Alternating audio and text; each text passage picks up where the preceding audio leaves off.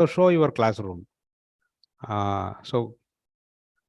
Yogarajan also. Dr. Venkatesan, yes. Now we are live. You may yes. start. So, and Professor Yogarajan, can you ensure that video is unmuted, not audio? Video of all are given permission for unmuting. Yeah. Video is, so all institutes may, in the beginning, unmute your videos so that each college is able to see the other college students, and the presence of the students is recorded. Is still the Tyagaraja College and Government Arts College, Karur, they have not yet unmuted their videos. But I have given the permission. Yeah, fine. So all of you, please unmute your video initially so that this thing is recorded. So Sarakantullah Appa College, it is very clearly visible. They are all very attentive, waiting for the lecture to begin. And this admin, sir, you also have to, you are sitting in front of the camera, students are not visible. So maybe very nice that your students have come. So good morning to Government Arts and Science College of Karur. Venkatesan, sir, now we are live. Understood. Yeah. Understood. So I'm just, so then, okay. So I'll, now Sri Kumar Loyola College is also come. So Loyola College has come online. And there are some more colleges which are trying to appear in the video. I think all institutes I will request to unmute their videos for in the beginning. So let us start the session. So good morning to all of you. I am Venkatesan from Breakthrough Science Society. So I welcome all of you for this session, interesting session on this quantum entanglement, which fetched the Nobel Prize this year. After a long struggle, theoretical and experimental, finally they could prove it is a real happening. So that has fetched the Nobel Prize.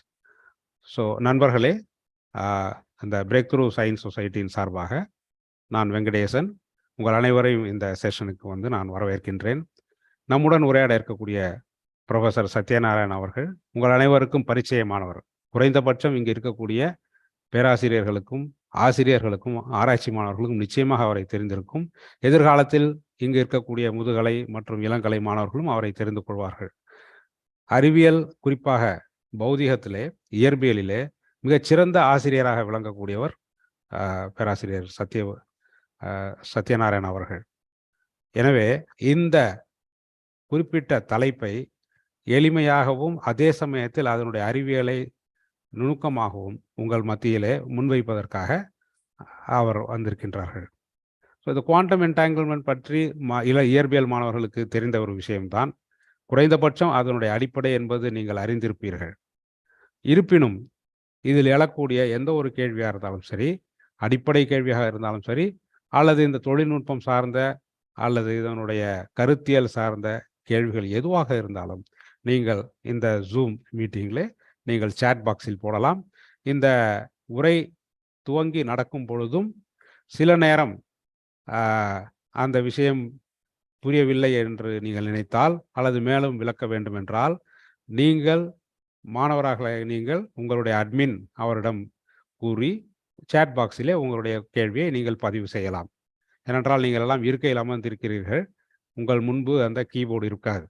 So நீங்கள் எழுந்து வந்து அவருடைய அனுமதியுடன் உங்கள் chat பாக்ஸில் நீங்கள் அதை பதிவு செய்யலாம். அதையெல்லாம் கணக்கில் எடுத்துக்கொண்டு பேராசிரியர் உரையாற்றுவார்கள்.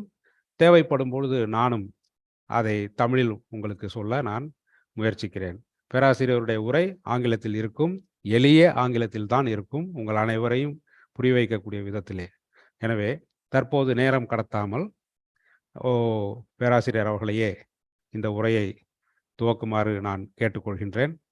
பேராசிரியர் சத்யநாராயண் அவர்கள், please welcome on behalf of Breakthrough Science Society, and I will request you to start your lecture now. You can unmute your video. Yes, welcome, sir. Thank you, Venkatesan, for the introduction. So I am very glad to be here today to speak on this topic, which was given Nobel Prize this year. And when Breakthrough Science Society has approached me, I felt happy to accept this invitation because I considered this as an opportunity to share my understanding and thought of this topic with a wider audience, students, experts and non-experts alike. Since this is a forum where we have students from different institutes with varied backgrounds. Some of them might have studied quantum mechanics, some of them might have not studied, and there are also people from other disciplines, those who have kind of scientific mind but probably does not have too much of science background. So it's a little bit of challenge to do this, but I thought I should accept this challenge and try my level best to communicate the topic. So I thank Breakthrough Science Society for giving me this opportunity, and I will start and we will proceed with this topic in some stages, because the important aspect of this is that we will have to understand these things step by step. Okay, so I'm going to do this in a very popular way. So some of you who are already technically very well versed might find it a little bit trivial, but I would request you to cope up with this. So this is some kind of plan that I have: classical physics, quantum physics, then we talk about quantum entanglement, hidden variable theory, Bell's theorem, and experimental tests, finally quantum teleportation. So it is actually for these two that the Nobel Prize was given in 2020.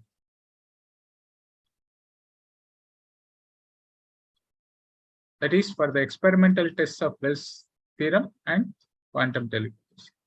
But we will not be able to start with this without understanding the previous steps. So we'll have to do this in step by step.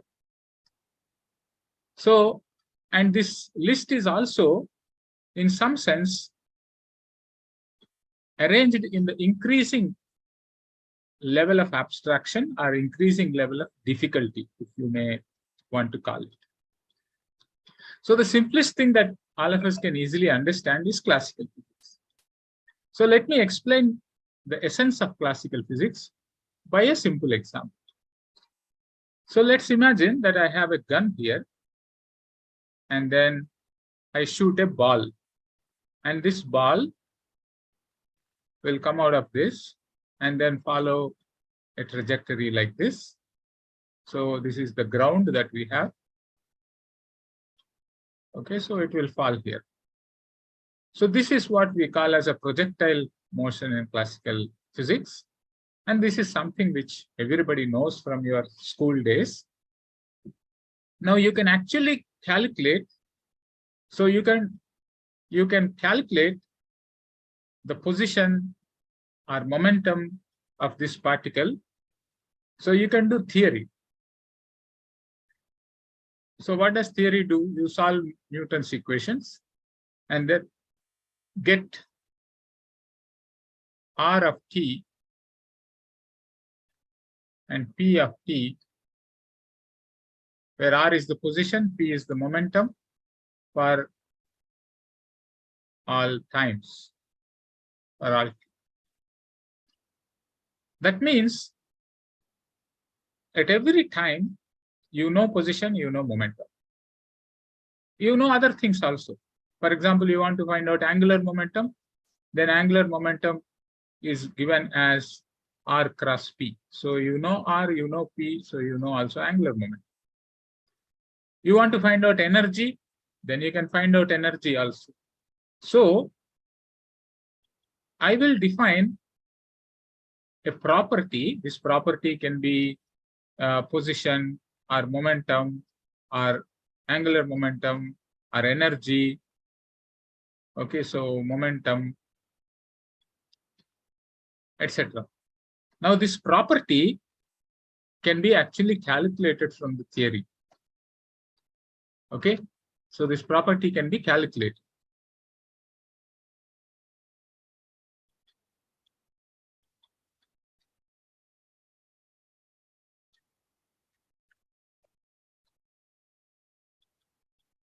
Okay, now you can see that this property, which can be calculated, can also be measured. So at any time,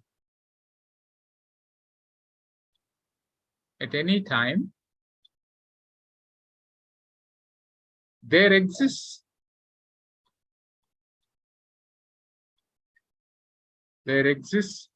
a certain value. There exists a value for the property. Now this can be theoretically calculated. This can also be experimentally obtained. This can be theoretically calculated. It can also be experimentally obtained.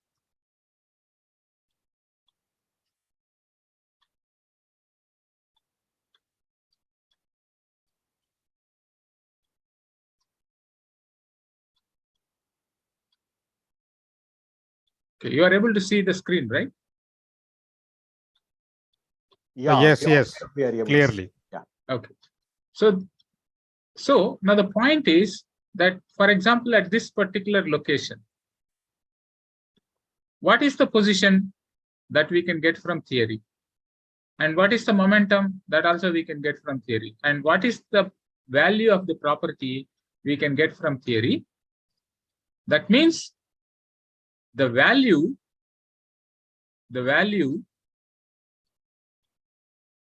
can be predicted. That means I know the value before. Value can be predicted, and by doing an experiment, you can verify whether this prediction is correct or not.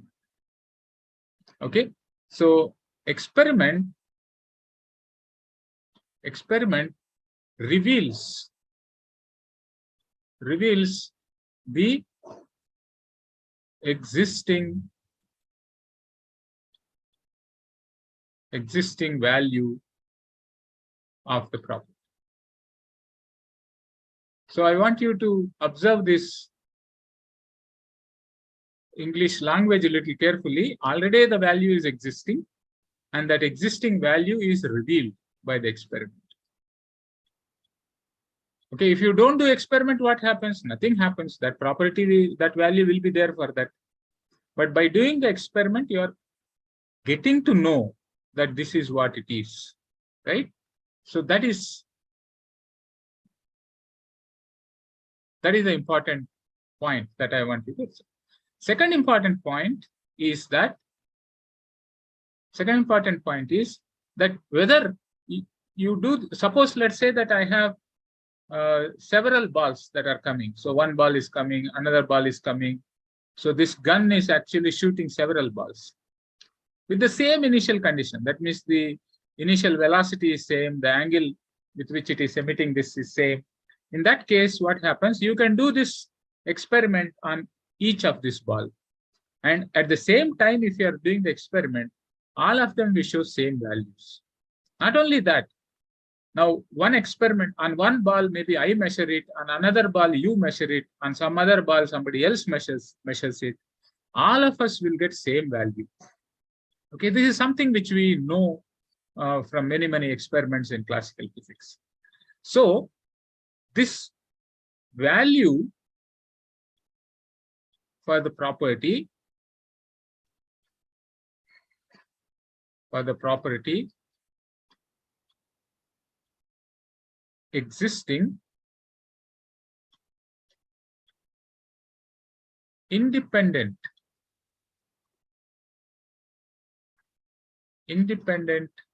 of measurement.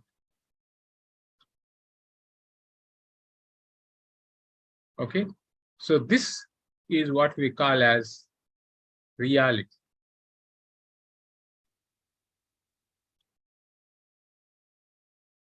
Okay, further, if this reality is such that it is independent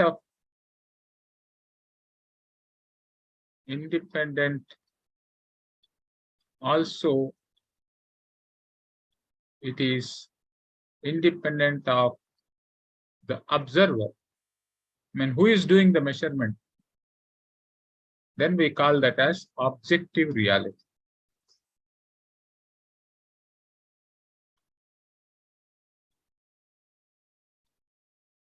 Okay, now you can see that in classical physics, this objective reality is, in classical physics,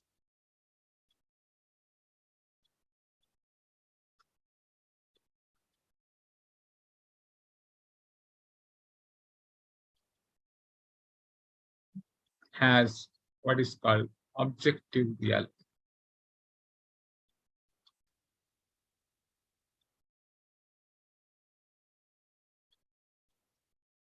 Okay, so this is the take-home message from the discussion so far. In classical physics, any property that you consider of a system, its value will be there, whether you do the experiment or not. By doing the experiment, you will simply come to know what is the value. This value can be theoretically calculated, and therefore it can be predicted, and experiments simply verify your predictions. Or if you do first experiment, you get the value, and that value can be derived from the theory. So there is an agreement between this very prediction and then the verification. So this is what classical physics is. Now let us try to look at slightly different problem in classical physics. Suppose if I toss a coin. Suppose I toss a coin. Okay. So I have a coin, and this coin has two faces. We call head and tails. Now when you toss a coin, this coin will be tossed from here, and it will go up and then come down and fall on the ground like this, right? So this is the coin which is getting tossed. Okay, so it is getting tossed like this, and then finally it falls on the ground. Now, if I ask you, what is the toss? What is the result of the toss? Result of the toss. Suppose if I ask you that question, you will not be able to predict, correct? So prediction is not possible. I will not be able to, is not possible. I will not be able to tell before I see what is the result. I will not be able to say the result. So prediction is not possible. But I know by some repeated tossing, I know that there are two possibilities. Two possibilities. What are the two possibilities? I have a possibility head and I have a possibility tail. This is from experience. By repeatedly tossing, I am getting either head or tail. I'm not getting anything else. Okay. Now you ask a question. Okay, this is something fine, but I don't know, since prediction is not possible. Okay, so the result is random. Result is random. Okay, I know two possibilities are there, but I don't know which possibility will manifest in any toss. So then we say result is random. But by doing some repeated tosses, I can find out what is the chance of getting head or tail. Chance of getting head or tail can be quantified. Okay, so is quantified by using what are called probabilities. Using probabilities. Okay, so these probabilities, like you do some n tosses. In that, let's say nh times head comes and nt times tail comes. Then you say, okay, now I have probability that head comes is this nh by n. Of course, this is defined in the limit this n going to very large. And since there are only two possibilities, ph plus pt has to be equal to 1. Because one of them should occur anyway, right? So ph plus pt is equal to 1. Now this much is something we understand. But then if I ask a question,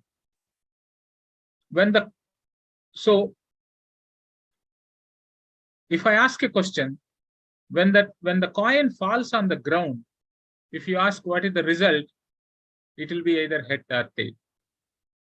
But let's say when the coin is in flight at this point, okay, so if I ask what is the result at this point,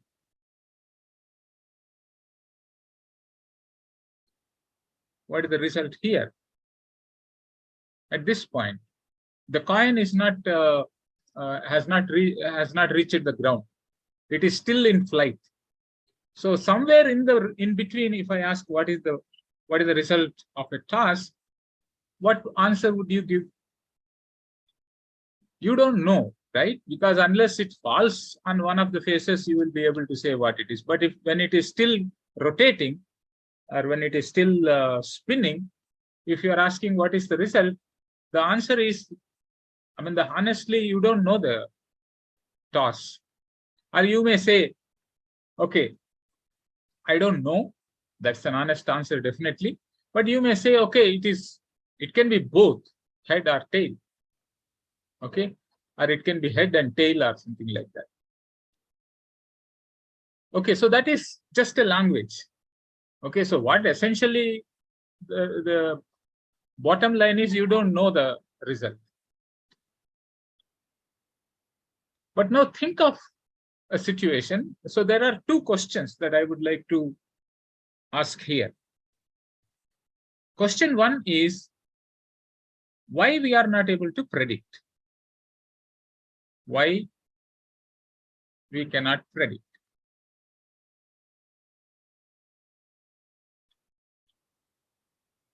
This is the first question. Second question is, what can we say about the outcome? What can we say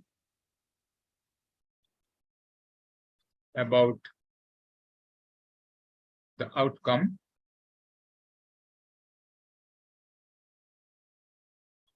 while the coin is in flight?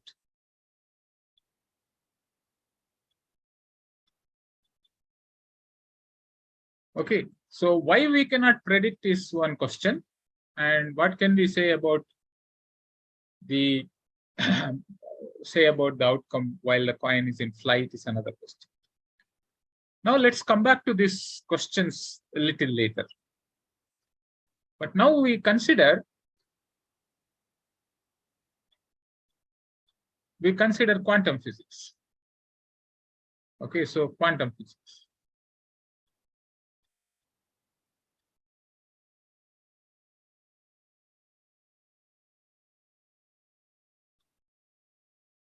So what happens in quantum physics? Suppose if you are let's say you think in terms of the same system like a projectile motion, but this is something like an electron gun. Okay, so what is coming out is not a ball, but an electron. So let's say there's an electron that is coming out. Now, at this point, let's say you would like to measure the position of the electron. Okay, so let's say measure position.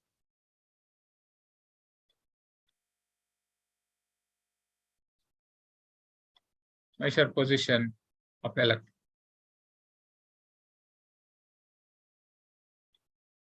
So you get some value, x1.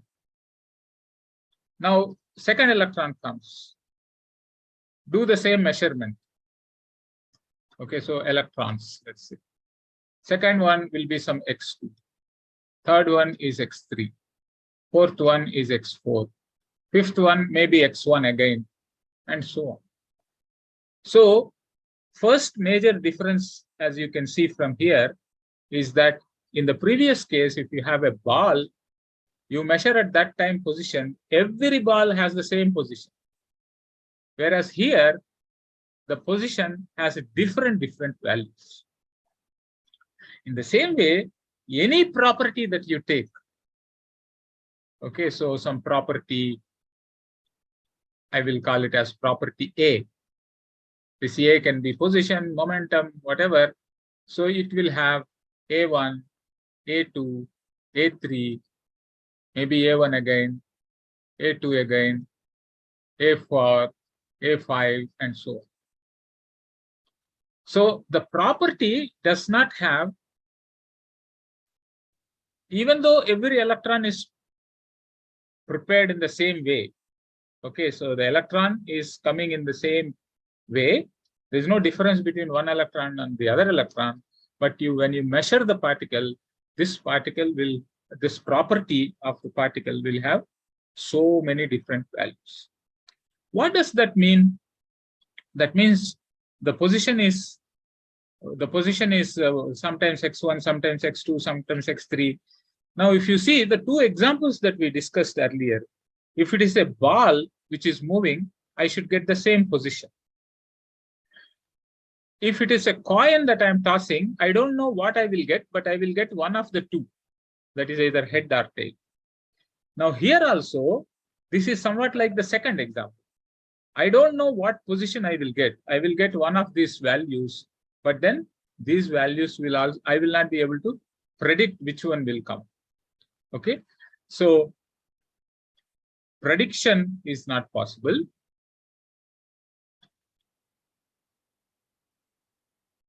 Is not possible.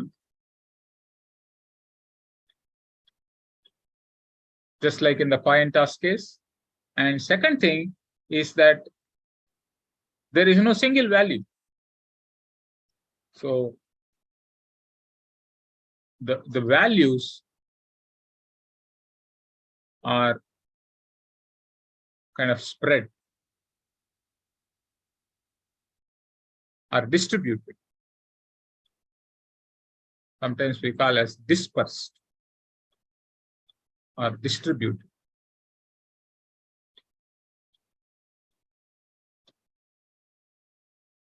This is what we observe. But now the question is, what happens to reality? Okay, so that is when you measure, sometimes you are getting x1, sometimes you are getting x2, sometimes you are getting x3. What is the position? Okay, so what is the property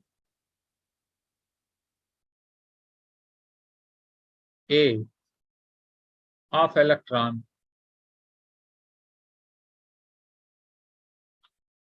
when we do not measure?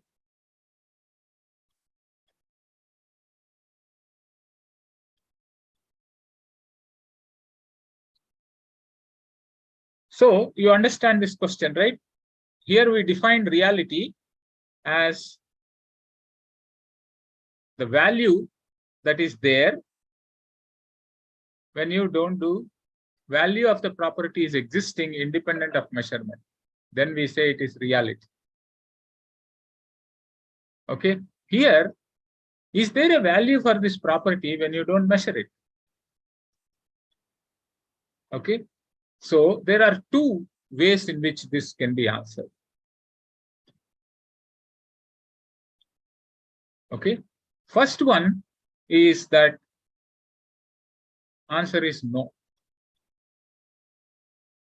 That means what? There is no value. What does that mean? That means there is no reality.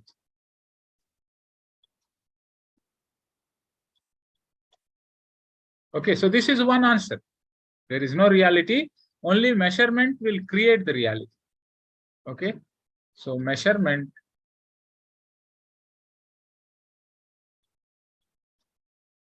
creates the value. If you don't measure, it is not there. This is one way to answer. The other way to answer is there is a value.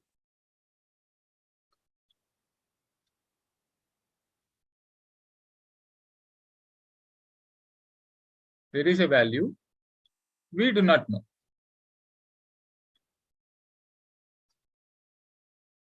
We do not know. We will know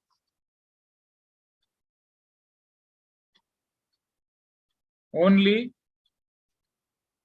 when we measure.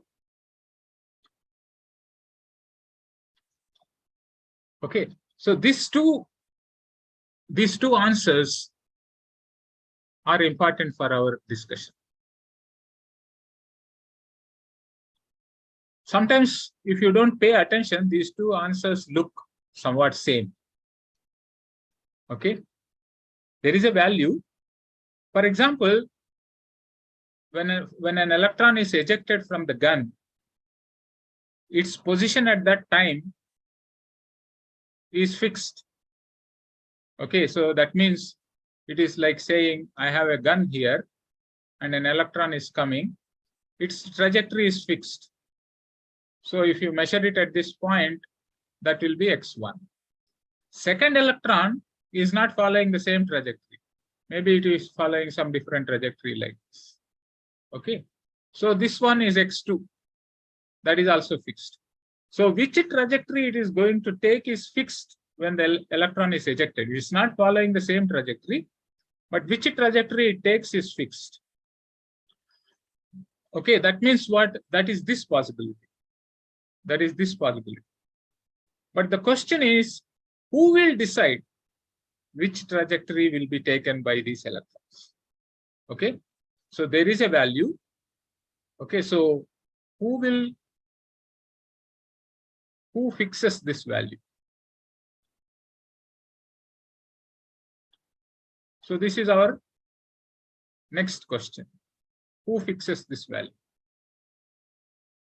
Okay, so now these two questions we will have to answer. For that, we will go back and consider the questions that we have raised here. First, about this coin. Why we cannot predict?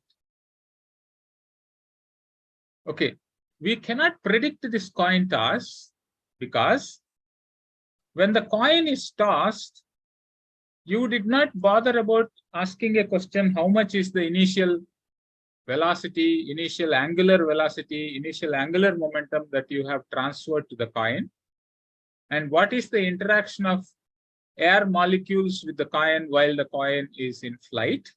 You did not do a detailed hydrodynamic calculation of interaction of air with the coin. And if you consider all of these things and do a very detailed calculation, you will be able to predict whether the head comes or the tail comes. So the reason for not being able to predict is that we are lazy. We are not considering to do all these things. But if you consider to do all these things, and if you consider all of them into account, then you will be able to predict it. So the randomness that you have in coin toss is apparent. It's not intrinsic. It is because you did not consider a lot of things, and those lot of things also are important. You are not able to predict. That's all. Okay. So that means there are several variables which you have ignored. Okay. So there is some kind of a ignorance. And this ignorance leads to what is called randomness and unpredictability.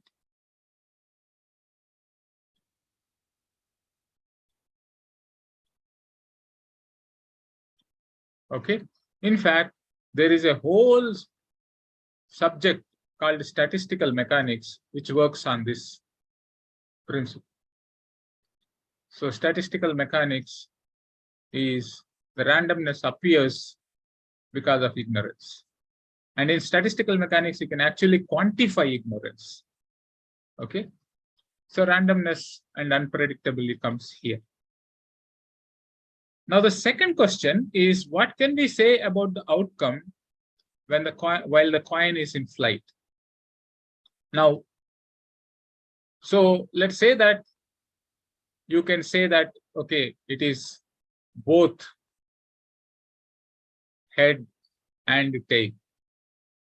Or you can say, okay, it is head or tail. Okay. If you observe carefully. So what do you mean by observing carefully? Suppose if you take a video of this coin toss, okay, and you have a very good video camera which takes several frames per second, and then if you analyze this video frame by frame, where the speed frames per second is much better than your speed with which the coin flips its face, then at every given time you will be able to see whether head is facing you or tail is facing. Okay, if you want to see, okay, what is facing you is the outcome, then you will be able to see either head or tail. That means we are not able to say or coming to this conclusion in a wrong way that it is both head and tail, because it is our eye is not fast enough to recognize the face. If you take a video with a fast frames per second, then you will be able to distinguish. So now if you look at this way, the coin toss is exactly like a classical system, except that either because we are ignoring some details or because we are not able to observe it close enough, it appears to be random. So now you come back and ask this question.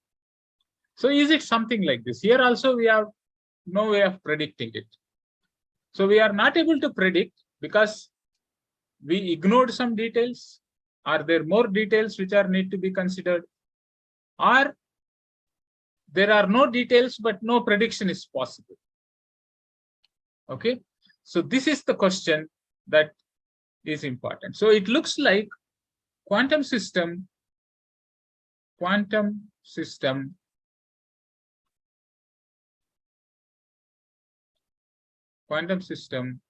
is always in flight. Okay, so I'm just using the same coin toss analogy here. Just like when the coin is in flight, you don't know whether it is head or tail. So quantum system is always in flight. So when you measure,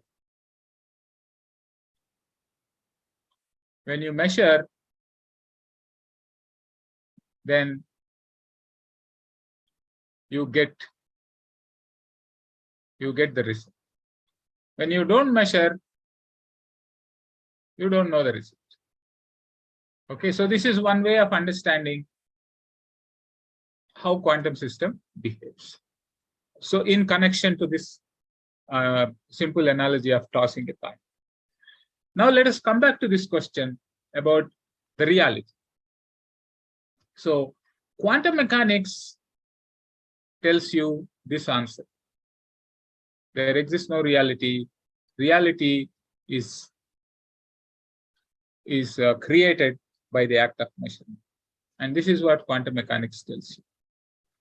And many people did not like this, because quantum mechanics, if it is a theory which explains everything about the nature, then you cannot have a theory that does not admit reality, that does not admit reality to the properties.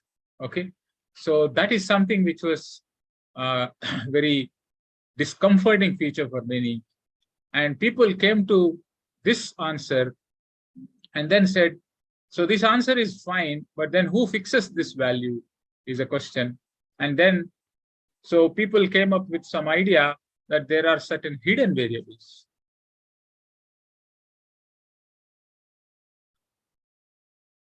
Okay, and these hidden variables will fix this value. But we don't know this value because we don't know these hidden variables.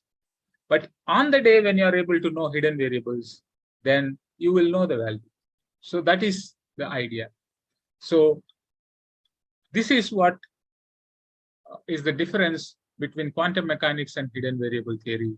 So people like Einstein believed that there should be some hidden variable theory, and quantum mechanics must be a special case of this hidden variable theory.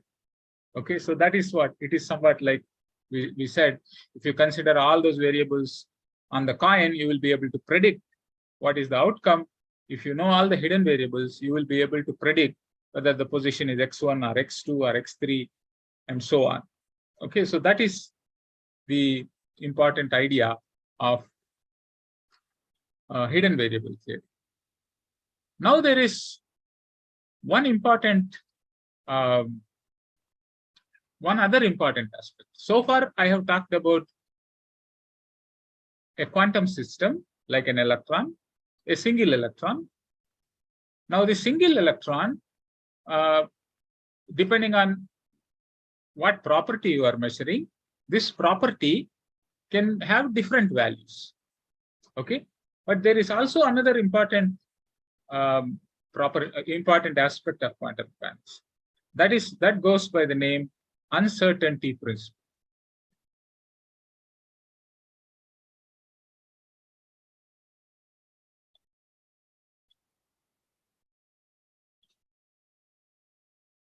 Okay, this is due to Heisenberg. And what uncertainty principle tells you is that, okay, you have a particle. So let's say you have this electron gun, and an electron is, of course, it's not legal to draw an electron in this way because I don't know what is the position. Let's say this electron is moving in this particular, or is ejected in this way. And now you ask a question, suppose you measure position. Okay, what is the position of the particle? Okay, so measure position, measure x, then P gets undefined. P gets distributed. Okay, or if you measure P, then X gets distributed. So that means if you take position and momentum cannot be determined for a quantum system to an arbitrary precision. That means the position is at 2 meters and momentum is so many, the velocity is so many meters per second. Like that, you will not be able to say. Whereas in classical system, we know if you have a, let's say if you have a car, okay, if you have a car, we can say this car is now at 10 kilometers from let's say from Pondicherry University to south. Okay, so and moving with velocity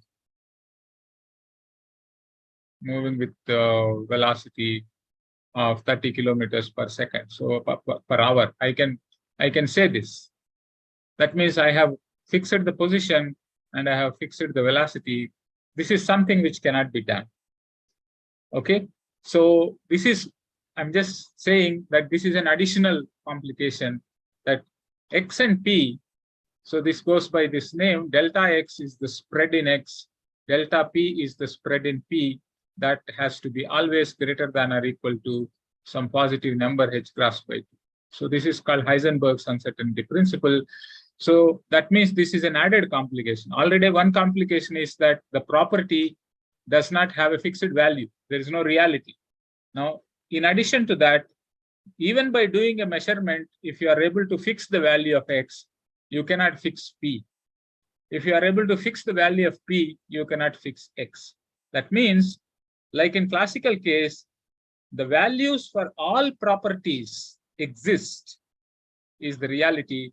Here, for a given property, no single value existed before you measure it, and even after measurement, the value is there, but that value is not independent. That means you cannot find such values for all properties by some measurement.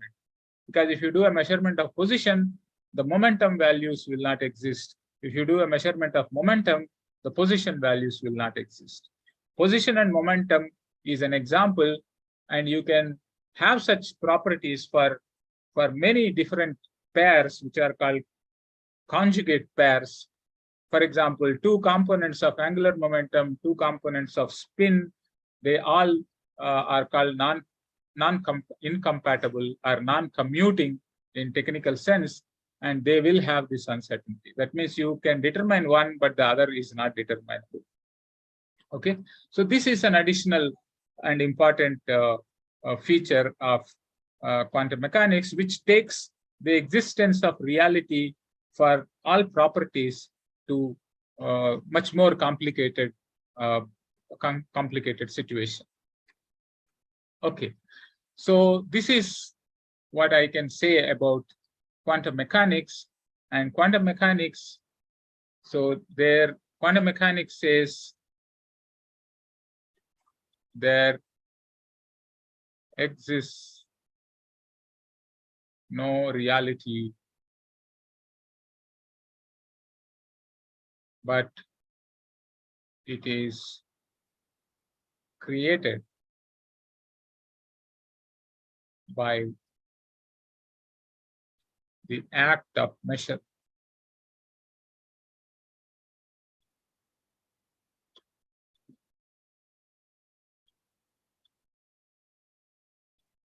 Okay, so this is the summary of what we say quantum physics. Now there is another interesting aspect. Supposing I have two coins. Okay, so let's say two coins. Okay, so coin 1 and coin 2. So if I toss these two coins, okay, then we would say the possible outcomes.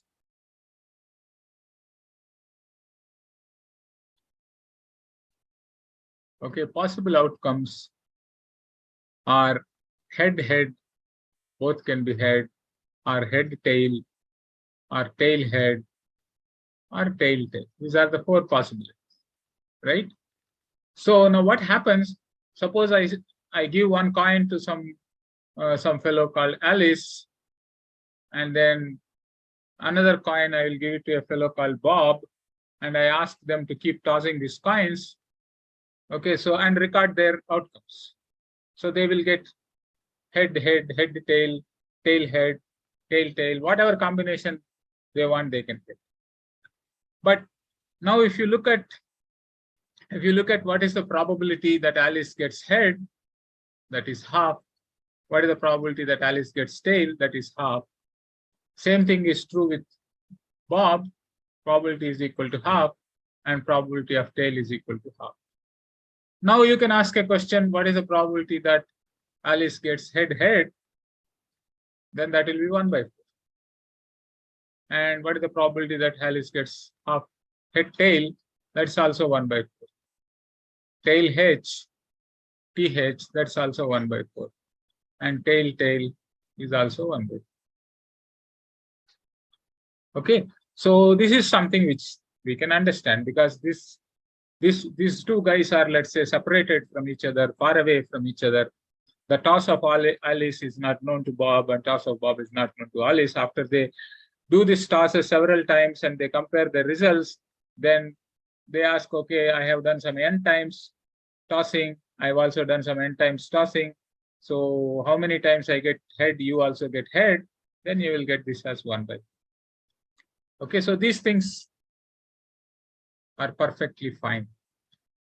Then we say that, okay, these two coins are independent. They're not correlated. Okay, so two coins are uncorrelated.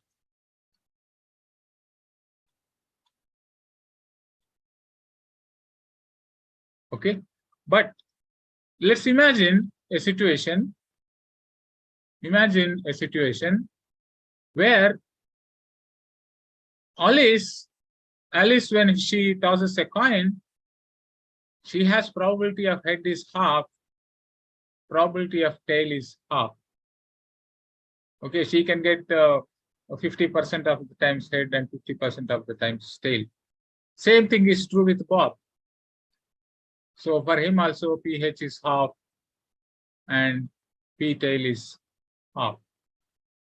But when they compare the results, they find that PHH is half and PHT is 0, PTH is 0, and PTT is half. Suppose if they are getting this result, then what can you say? Then you can say that, suppose, what does that mean? That means Alice can get head or tail with equal probability, but whenever Alice gets head, Bob will also get head. Whenever Alice gets tail, then Bob will also get tail. How is it possible? They are not nearby, they are far away. Okay, so you may think, okay, this coin of Alice and the coin of Bob, okay, so they may have some kind of a connection between them. Okay, however far they are, some kind of a thin, massless rod or something that is connected. So you toss this, since this rod is massless, both coins get tossed. Okay, and then when this comes head, this rod will allow that to also become head. Okay, so you may imagine something like this, right? Otherwise, it is very difficult to understand this result. Right, so there must be some connection, and this connection must be existing. I mean, if this result is true, if this is true, that means there must be some rod like this or some connection between these two. Now, this connection, obviously, I am overstretching this analogy a little bit, that if you are taking this very far away, this connection. And also, if this coin is tossed, as I told you, that Bob's coin will not be tossed in an identical way. Okay, so you can see that this connection is something which is strange. Okay, but if this kind of a probability is observed, then we can simply say that these coins are correlated.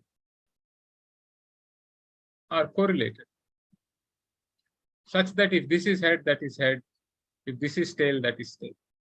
Now, such correlations we cannot understand existing in classical physics. Okay, but such correlations are common in quantum physics. Okay, so that is what is very important. Now, this correlation is slightly different from classical correlation. For example, suppose let's say I have a block striped ball like this, and I have a white ball like this. Okay, so now I put them in a box and then shuffle them. Okay, and then this box is now closed, and then I just cut the box into two and send one box to the right and one box to the left. Now we don't know which ball is in which box, right? But when somebody, so when Alice receives this box and she opens the box and sees that she has a white ball, that means without opening the box, Bob will know that what he has is a black ball, right? So that is something that is known. So this is also correlated. It does not mean that by measuring this box, Alice has changed anything. Okay, this is Bob. Alice did not change anything, because right from the beginning, black one is on this side and the white one is on this side. We don't know because we haven't seen it. Correct? Only when you see it, you get the knowledge of what is there, and this knowledge is related to the knowledge here, and hence you will be able to know that white ball is there. So these are correlations built at the beginning, and these correlations are present at the end, and therefore you will be able to make predictions about the other ball even without opening the box. So these are like what we call as classical correlations. Classical correlations that can be built.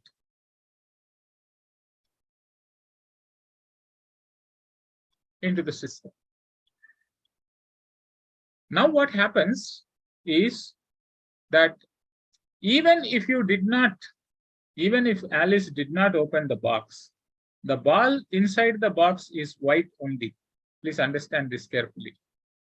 Throughout the journey, it was the white ball that is there in the box which reached to Alice. Throughout the journey, it was the black ball that is there in the box that reached to Bob. Now, imagine you think of some quantum balls here. Okay, so let's say you have two quantum balls. Okay, one ball is black and another ball is white. Okay, black and white are two different values for the property called the color, let's say.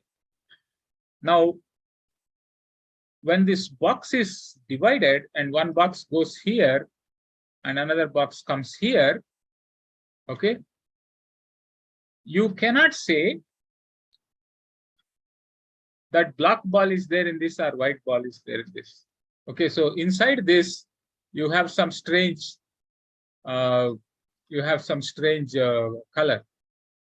Okay, so I do not know. So let's say you have some kind of a ball which has something like this, and inside this also you have something like this. Okay, so this is neither black nor white. Okay, but these two are same. Okay, these two are same. Now the thing is, when someone makes a measurement, that is when you open it, okay, so measure it, then you get a white ball or a black ball. You don't know what you will get. You may get a white ball or a black. Okay, but if you get white here, okay, this becomes black. If you get black here, now this becomes white. Now what does that mean? That means these two fellows can be any far away from each other. One may be at one end of the universe and other may be at the other end of the universe. But till this measurement is made, the property called the color does not exist for this ball also and for this ball also. Remember our quantum mechanics. Quantum mechanics says that the property has no value until you measure it. Now, when you measure it, you will randomly get one of them. You will randomly get white or black. So we don't know till we make a measurement whether it is white or black. It can be anything. But when you get this white, instantaneously the other one becomes black. Now, how does Bob's particle know that this has become white? Now I have to become black. If this would have become black, this would have become white. That means, is there something that is getting communicated from here to there, that as soon as this measurement is done, you have to now become the other? Okay, so once you get result here, then the complementary result has to be obtained. So this looks like there is some kind of a superluminal communication. Superluminal communication means some communication is happening faster than velocity of light. Superluminal signal transfer. Okay, so this looks like that. Now, this kind of correlations, okay, so this kind of states where such correlations are present are called entangled states. Or we call this one as quantum entanglement.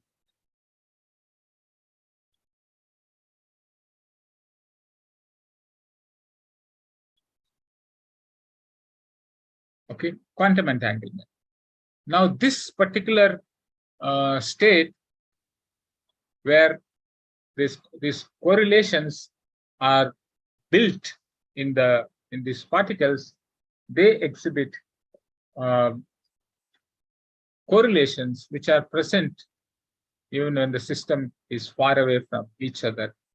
Okay, unless, of course, this entanglement has to be, or the correlations has to be preserved. Because of the environmental interactions, the correlations can degrade, but assuming that they are preserved, then this entanglement is kind of a property of quantum systems. Now, Einstein, Podolsky, and Rosen in 1935 came up with, they're the first one to recognize this. So Einstein, Podolsky, Rosen. So these three people in 1935 argued that because of the presence of such correlation, quantum mechanics cannot be considered as a complete theory. Okay, because quantum mechanics says, okay, it is something like this. Quantum mechanics says that you cannot find out the value until you measure it. Whereas here, by measuring this particular, by measuring this system, we are able to find out the value for the other system. We are not measuring it here. Okay, so this is one simple argument, but there is also another important argument that Einstein, Podolsky, Rosen makes, that you measure moment x on this, you will know what is the x of this. But you measure p on this, you will know what is the p of this. So by this, you are able to find out value of x and p of the same system, whereas Heisenberg's uncertainty principle says that you can never find the value of x and p of the same system. So these arguments, Einstein, Podolsky, Rosen concluded that the theory of quantum mechanics, where the quantum state or the wave function has all the information about the system, is not a complete theory. And Schrodinger, the same year, has named this property called entanglement, and he said this is the essence of quantum mechanics. Named it entanglement.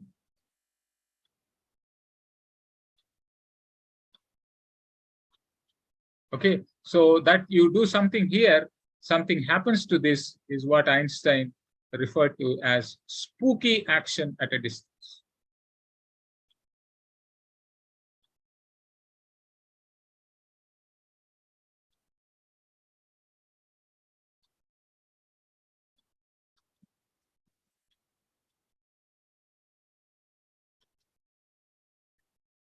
Okay, so Einstein and other people believed that this kind of a theory,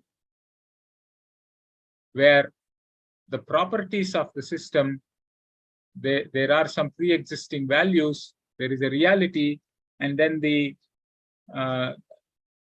these correlations can be explained. So that is what they believed. So for the next 30-40 years, people tried to build hidden variable theories.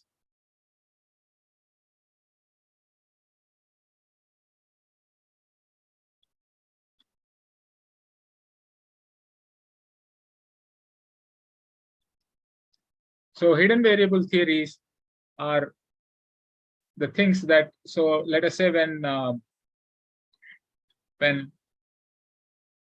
for example, in this particular example, when these two boxes are going, it is looking like this, but then there is some variable which we don't know, and that variable is responsible for making this white.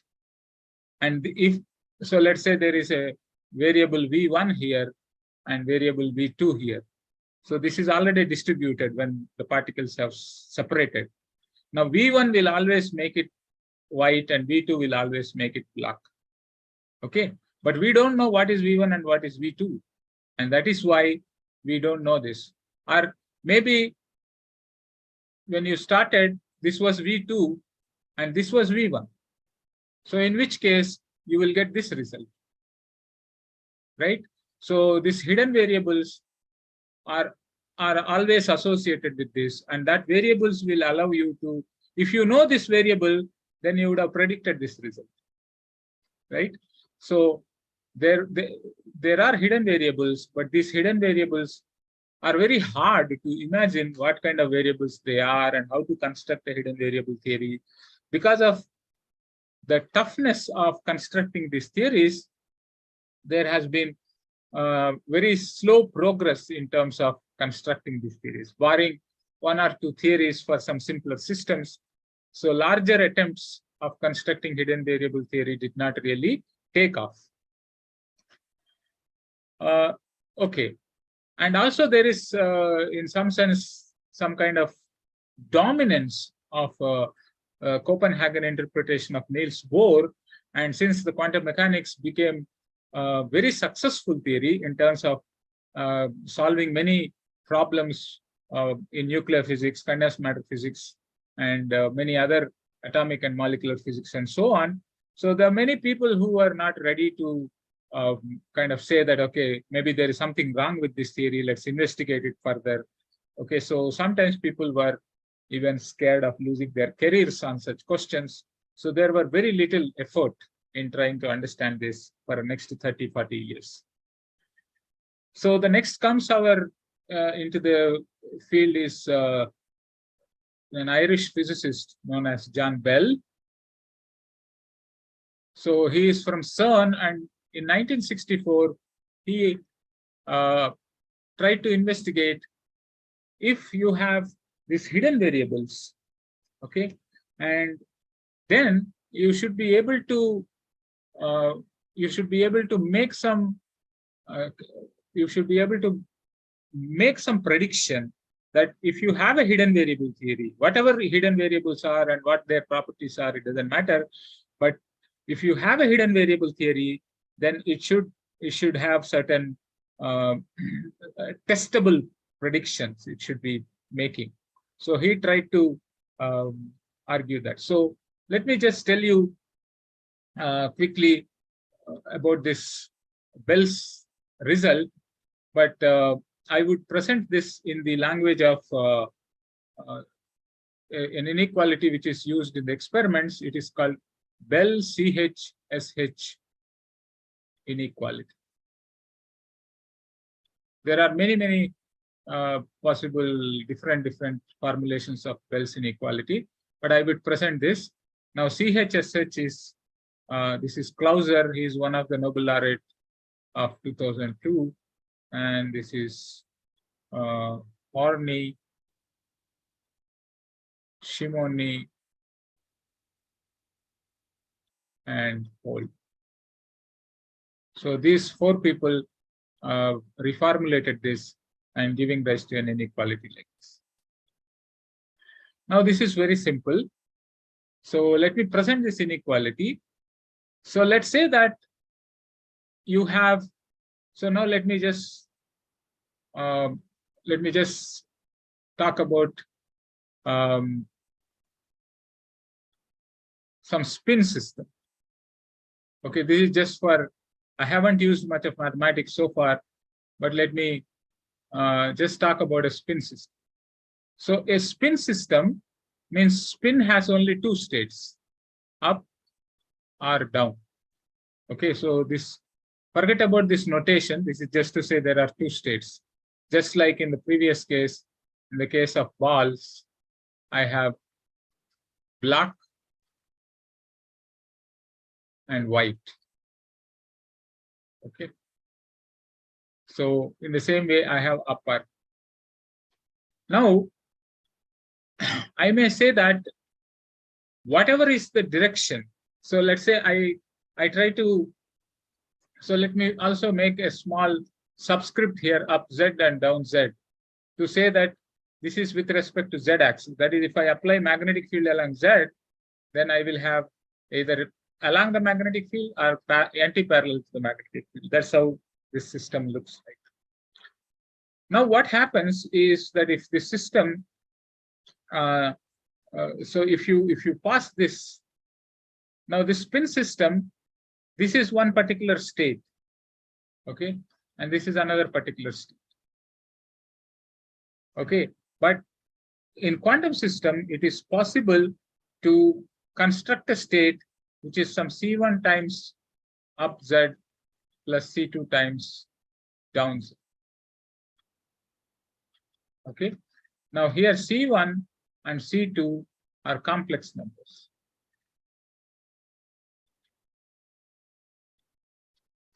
Such that mod C1 square plus mod C2 square is equal to 1.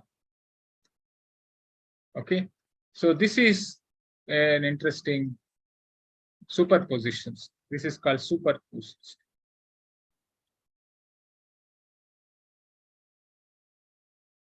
Okay, so this is also called the wave function. The wave function is represented in this fashion. So if you say you give me your state, you give me a state that contains all the information about the system. Okay, state contains all the information about the system. Now you can ask a question that what Einstein, Podolsky, and Rosen, they have argued is that suppose you have 2 particles, 2 spins. Okay. Now these 2 spins are created from a single source. Let's say you have some energy, and this, from this energy, let's say electron is created and also positron is created. Okay, so pair creation. So these 2 properties, but then this energy does not have any spin, so you can say that this will, the total spin angular momentum has to be equal to 0. That means there are 2 possibilities. The first particle can be up and second particle can be down, or first particle can be down and second particle can be up. Okay, this is one possibility and this is other possibility. So in general, you can say that you can have a state like this, which is up, down, minus, down, up. Okay, so this is the state of 2 particle system. Because these 2 particles are generated from a single source, a single event, so they are correlated like this. Now you send positron to this end, to Alice, and send electron to Bob. We have to be careful that they don't meet their counterparts in between and get annihilated. Okay, so if you are trying to measure, let's say Alice measures the spin of positron. Now spin of positron can be up with the probability half, and it can be down with probability half. Okay, we don't know what will happen till the end. We don't know. Only when Alice measures, she will know whether it is up or whether it is down. So up means, let's say she will get a value +1, down means she will get a value -1. Now, what happens because of these correlations? If Alice finds this up, then the wave function will be this one. So it has chosen this part. So that means electron spin will be down.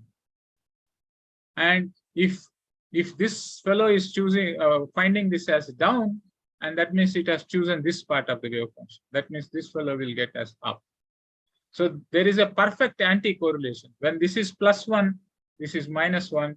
When this is -1, this is +1. So there is a correlation between them. That means this particular state is an entangled state.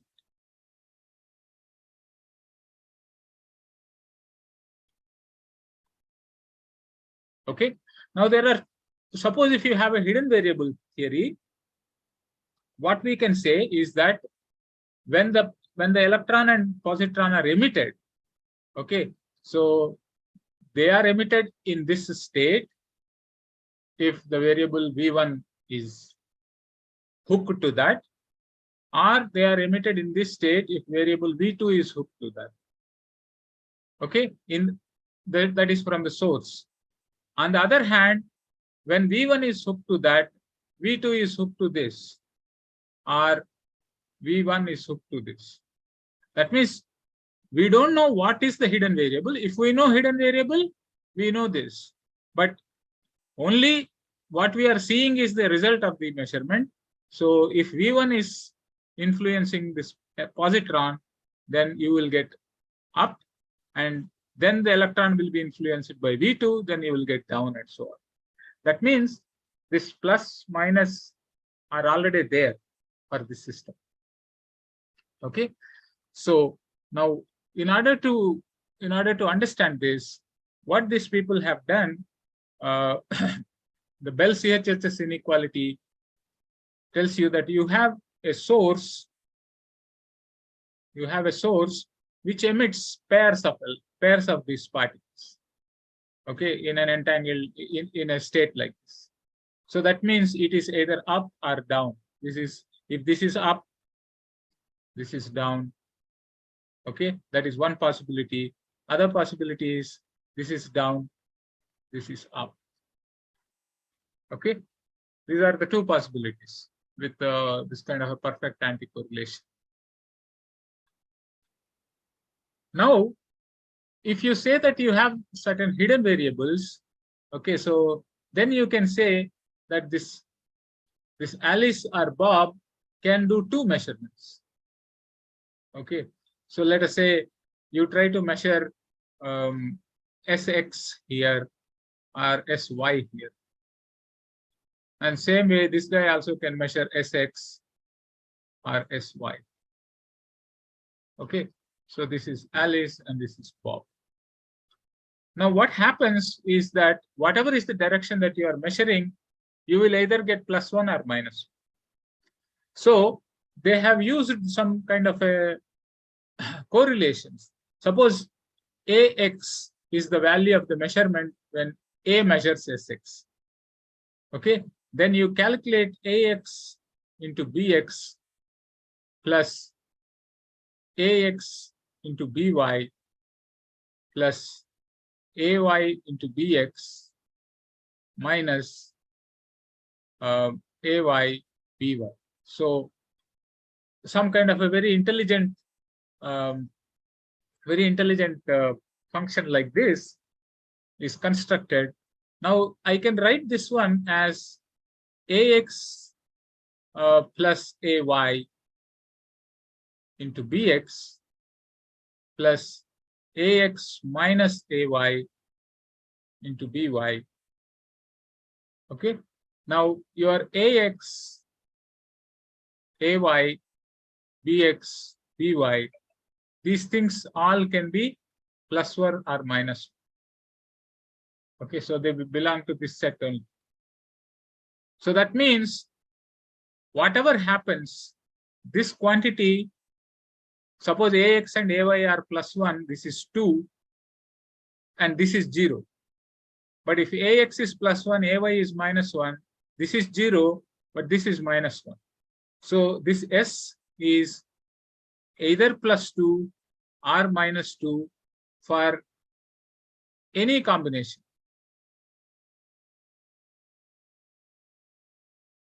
Okay.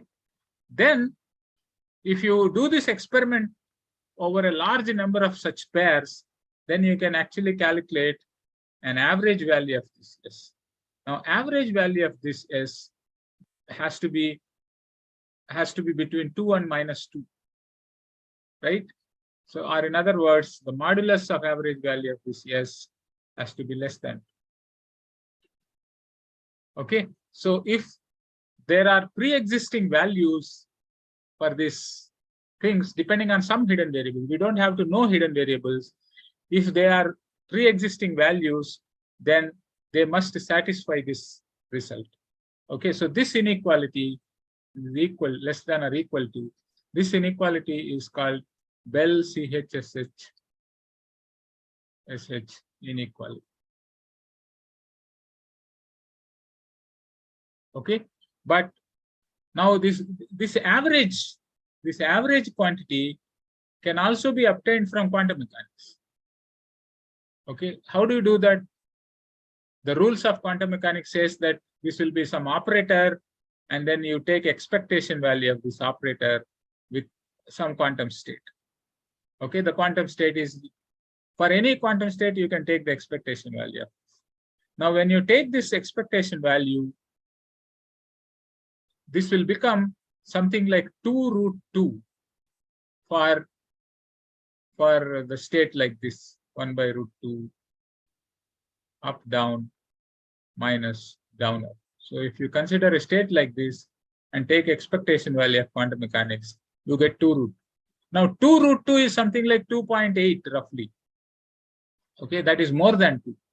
Whereas if hidden variable theory is assumed, it has to be less than or equal to 2. This is more than 2. That means quantum mechanics seems to be violating hidden variable theory, or at least these states like entangled states for which you will not be able to construct hidden variable theory. Now the question that remains is that, okay, quantum mechanics as a theory is violating Bell's inequality, Bell-CHSH inequality. But what about nature? Does nature violate Bell's inequality? For that, the experiment has to be performed, and this experiment is what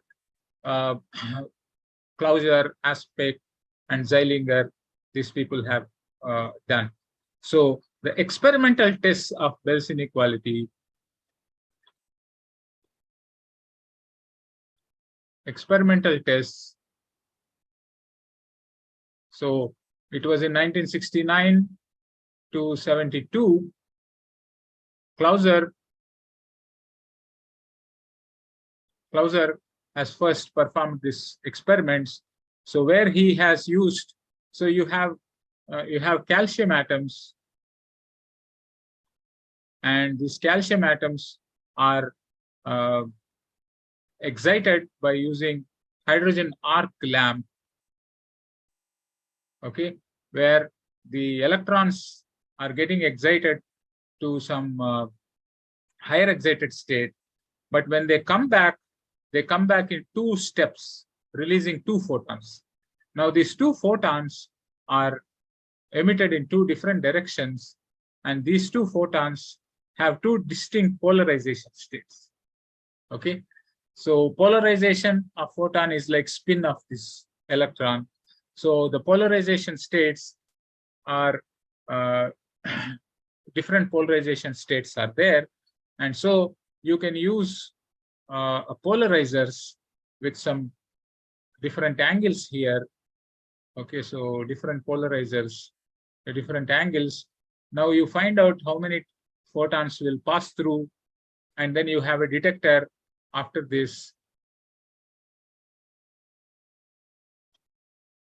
So if the photon is passing through, then it will be detected. So let's say you have a detector D1 and detector D2.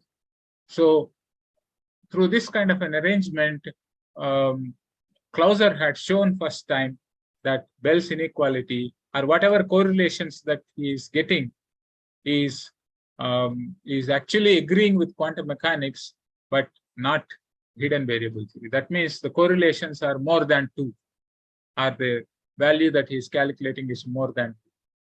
So this experiment was performed in 1969 to 72, but this experiment has certain limitations, in the sense the number of calcium atoms that are excited with hydrogen arc lamp are not many. Therefore, the number of photons that are emitted, the number of photon pairs that are emitted are also less in number, and therefore there is a doubt that those photons, small number of photons that are emitted, they may be favored to give you higher correlations than, so the sampling is not adequate enough to get the lower correlations with smaller number, and that is why we are getting this 2 root. Okay, so this is kind of a loophole that was there. And second problem is that these polarizers, these polarizers, so let's say P1 and P2, are already fixed in the laboratory, and so whether these fixed polarizers have any bias in terms of the correlations between the photons that are emitted, so that is also something which was considered as an important loophole to be. That means since you have fixed these polarizers, so are they influencing the emission process of the 2 photons? Okay, so these kind of questions were raised, even though this has violated Bell's inequality, but these things have to be settled. So in 1982, Aspect has improved on these things. So he has used the same calcium atoms, but he used a laser. Okay, so calcium atoms, but he used a laser to excite. So when you use a laser, you get more excitations and hence more photons. So another thing that he did was, when these photons are coming in both the directions, he put in some acousto-optic filter here. Okay, so the point is that so you have a filter here, so that is something like it will direct this beam either here or here, and then you have your polarizers here. Okay, here one polarizer and here one polarizer, and then you have a detector here, and then you have a detector here. Okay, so this is in the same way here also you split this beam, and after the photons are emitted, it is randomly chosen by the oscillation of that acousto-optic filter. Either the beam will be sent to this polarizer or this polarizer. That means the decision is taken after the generation. So one loophole is solved, and the number of atoms excited are also more, and therefore the sampling rate is also much better in this case. And in that sense, the Aspect experiment has closed more loopholes and improved the sampling, and it has also violated the Bell's inequality, showing that nature obeys quantum mechanics, whereas hidden variable theory is not a more fundamental theory than quantum mechanics. Of course, there are other loopholes, because this actuators, acousto-optic levers that we are putting here, one doesn't know how randomly they switch these polarizations. So Anton Zeilinger has conducted these experiments with much more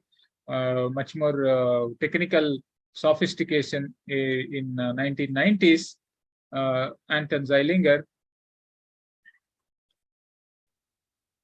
and he improved randomly generating random numbers to flip these directions, so measuring Bell CHS inequality in a more accurate manner.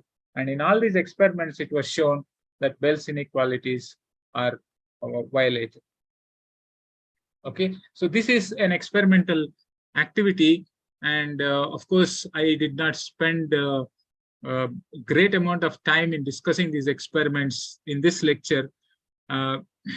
So we have already spent kind of 1.5 hours. So how do we do? I'm just in my plan. I'm just left with one last part. So do you think we should continue doing this, or should we break and take questions?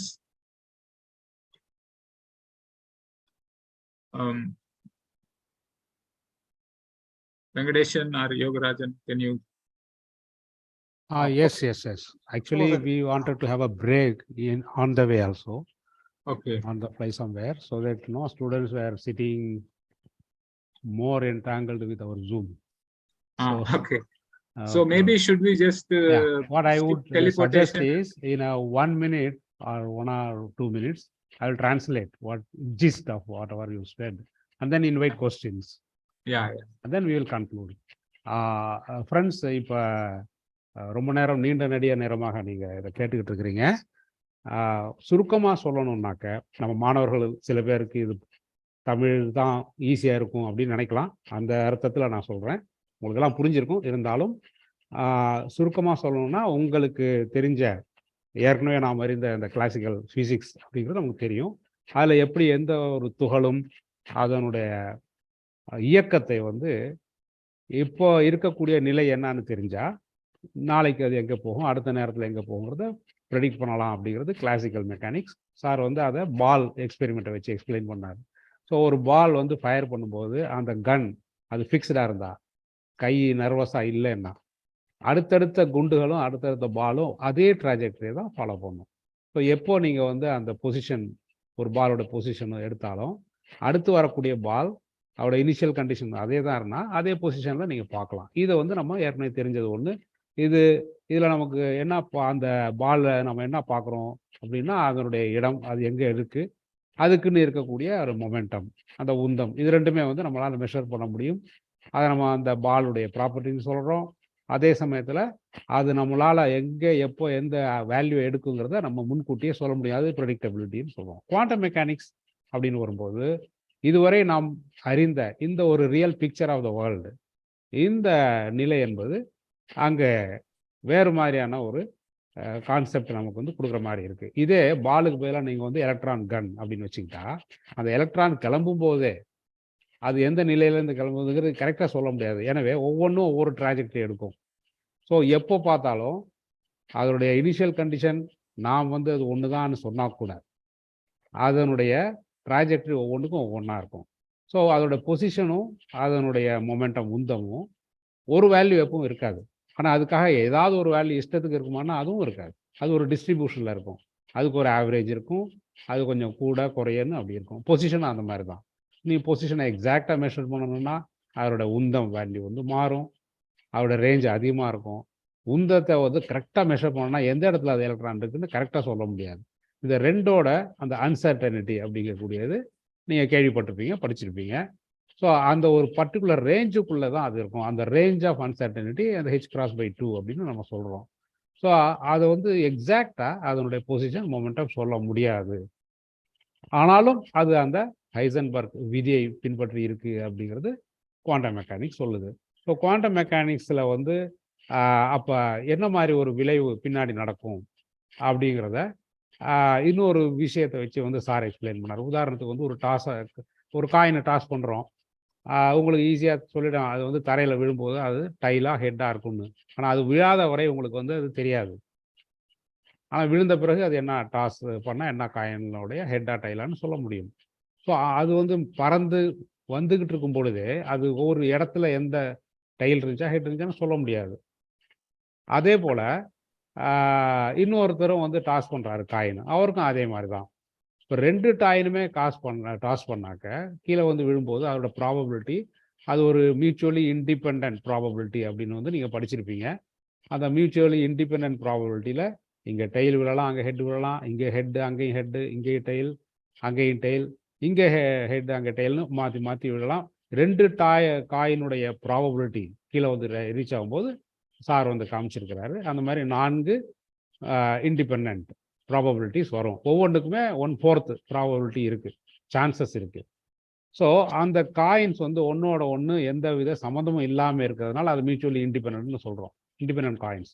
அது ரெண்டுக்குமே நடுவில் எந்த ஒரு உறவு இல்லை. Suppose அந்த 2 காயினை நீங்கள் அதை ஒட்டியிருக்கீங்க, இல்லை ஸ்டூவிங் கம் வச்சு ஏதாவது இழுத்துருக்கீங்க, இல்லை ஒரு குச்சியில் கட்டியிருக்கீங்கன்னா இந்த காயின் டாஸ் பண்ணால் இதனுடைய விளைவு அந்த காயினையும் அது பாதிக்கும். ஸோ நிச்சயமாக உங்களுக்கு ப்ராபபிலிட்டி இந்த மாதிரி கிடைக்குதுன்னு வச்சுக்கோமே, ஹெட்டு விழுந்தால் நிறையா விழுது 50% ஆஃப் த டைம், டெயிலும் 50% ஆஃப் த டைம் விழுதுன்னாவே மற்ற 2 ப்ராபபிலிட்டி 0 அப்படின்னு ஒரு ரிசல்ட் கிடைச்சா உங்களுக்கு தெரிஞ்சோ தெரியாமலோ அது ரெண்டுமே கனெக்டட் அப்படின்னு சொல்லிடலாம். பட் அது சாதாரண காயின் அப்படிங்கும்போது அந்த கனெக்டிவிட்டி என்னான்னு நம்மளால் பார்க்க முடியும் அல்லது உணர முடியும். அது ஒரு மேக்னெட்டிக் ஃபீல்டில் கனெக்ட் ஆகிருக்கலாம், சூவிங் கம் ரப்பரில் கனெக்ட் ஆகிருக்கலாம், அல்லது ஒரு குச்சியில் கனெக்ட் ஆகிருக்கலாம், ஏதோ ஒன்று. பட் அதெல்லாம் இல்லாமல் இருந்துச்சுன்னா ஒவ்வொன்றுக்கும் வந்து ப்ராபபிலிட்டி 1/4 தான் இருக்கும்.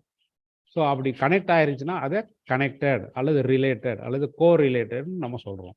பட் குவாண்டம் சிஸ்டமில் வந்து அந்த ரிலேஷன்ஷிப் எப்படி இருக்குது அப்படிங்கிறத சார் எக்ஸ்பிளைன் பண்ணார்.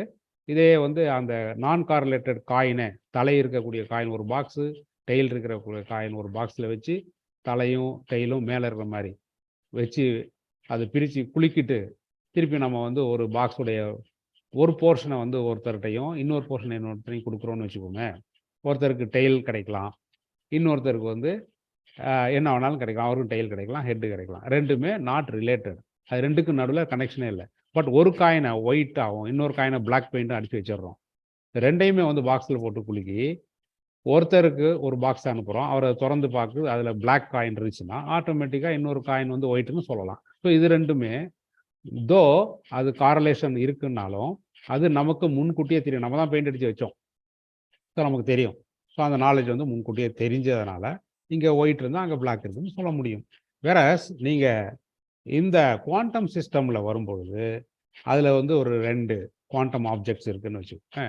அந்த 2 குவாண்டம் ஆப்ஜெக்ட்ஸை ஒன்று பிளாக் அல்லது இன்னொன்று ஒயிட் ரெண்டுமே வந்து வச்சிடுறோம். அதை ரெண்டையுமே குலுக்கி ஒருத்தருக்கு ஒரு பாக்ஸை இன்னொருத்தர் இன்னொரு பாக்ஸை அனுப்புனாக்க அவர் எடுத்து பார்க்கும்போது அது ஒயிட்டாக இருக்கணுங்கிற அவசியம் இல்லை. அது எடுத்து பார்த்தா தான் தெரியும் அது என்ன கலரில் இருக்குன்னு. அது வரலும் அது என்ன இருக்குன்னு தெரியாது. எடுத்து பார்த்தா அவருக்கு வந்து மெஷர் பண்ணாதான் அது வந்து தெரியும் என்ன ஸ்டேட்டில் இருக்குன்னு. அந்த ஸ்டேட்டை வச்சு தான் இன்னொரு குவாண்டம் ஆப்ஜெக்டுடைய ஸ்டேட் என்னங்கிறத சொல்ல முடியும். இப்போ இந்த மாதிரி வந்து இங்கே இது வந்து இது ஒயிட்டாகவும் இருக்கலாம், பிளாக்காகவும் இருக்கலாம். இங்கே ஒயிட்டாக இருந்தால் அங்கே பிளாக்காக இருக்கும் அப்படிங்கிறது வந்து அது ரெண்டுக்கு இருக்கக்கூடிய கோர் ரிலேஷன்ஷிப். பட் இந்த கோர் ரிலேஷன்ஷிப்பில் ஒரு ப்ராப்ளம் இருக்குது. என்னன்னாக்கா இதுக்கு முன்னாடியே காயினுக்கு இருந்த மாதிரி அது எக்ஸாக்டாக பிளாக் தான், அது எக்ஸாக்டாக ஒயிட்டானு இதை சொல்ல முடியாது. இதில் ஒரு தனிப்பட்ட குவாண்டம் ஆப்ஜெக்ட் எலக்ட்ரானுக்கும் அதுக்கு அதனுடைய ஸ்டேட் அப்படிங்கிறது வந்து இது வந்து சூப்பர் பொசிஷன் ஸ்டேட்டில் வந்து அது இருக்குது அப்படிங்கிறத நம்ம பார்க்கலாம். ஏன்னா அது வந்து ஒரு ப்ராபபிலிட்டி ஆப்ஜெக்ட். அந்த ஸ்டேட் நம்ம மெஷர் பண்ணும்போது தான் தெரியும். ஸோ அது மெஷர் பண்ணுற வரையிலும் வந்து தெரியாது அப்படிங்கக்கூடியது அதோடைய ஒரு ப்ராப்பர்ட்டி. நம்ம முன்கூட்டியே பார்த்த மாதிரி அதோட ப்ராப்பர்ட்டிங்கிறது நமக்கு தெரியாது, மெஷர் பண்ணும்போது தான் தெரியும். வேறஸ் இங்கே இன்னொரு விஷயம் என்னன்னாக்கா இதில் நம்ம வந்து மெஷர் பண்ணி அதனுடைய ஸ்டேட்டை பார்த்தா டெஃபினட்டாக அதுக்கு தகுந்த மாதிரி இன்னொரு ஸ்டேட் வந்து என்னங்கிறத சொல்லவும் முடியுது.